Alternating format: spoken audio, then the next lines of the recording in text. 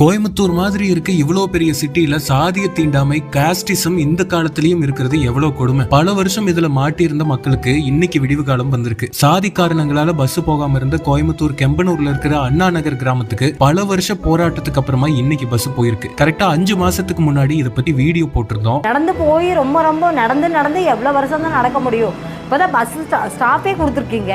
அந்த ஸ்டாப் இருக்கிறதுனால தான் பஸ்ஸை கொண்டு வந்து திருப்புங்கன்னு சொல்லி கேட்குறோம். வேற எதுவுமே கேட்கல. நாங்கள் சாதி ஒழிப்புக்காக இந்தியாவில் எங்குமே நடைபெறாத புரட்சிகளை செய்த கலைஞருடைய ஆட்சியின் வழிதோன்றலா இருக்கிற ஸ்டாலினுடைய ஆட்சியில ஒரு ஜாதி தீண்டாமை கொடுமையை ஒரு அரசு பேருந்தில் கடைப்பிடிச்சு இப்படி பண்றதுங்கிறது, நான் ஒரு திராவிட இயக்கத்துக்காரனா ஒரு திமுக ஆதரிக்கிறவனா இருந்தா கூட இந்த விஷயத்தில் இவர்கள் செய்வது மிக மிக திமுக அதிமுக பிஜேபி அதாவது எல்லா கட்சியும் சேர்ந்து ஜாதியா ஒன்னா நிக்கிறாங்க. இப்போ நீங்க பாத்துட்டு இருக்க இந்த பகுதியோட பஸ் திரும்பிறதால இதை தாண்டி 1.5 கிலோமீட்டருக்கு அப்புறம் இருக்கிறவங்களுக்கு பஸ் போகாம இருந்துச்சு. அங்க போனா அந்த மக்கள் உட்கார்ந்துட்டு வரும்போது இந்த ஊர் மக்கள் நிக்கணும்னு ஜாதி காரணங்களால பஸ் விடாம தடுத்து வச்சிருந்தாங்க. அண்ணா நகர்ல இருக்கிற ஸ்கூல் குழந்தைங்க வயசானவங்கன்னு அத்தனை பேரும் இந்த மலையடிவாரத்துல இருந்து இருட்டிலையும் மழையிலையும் நடந்து வந்து பஸ் ஏறிட்டு இருந்தாங்க.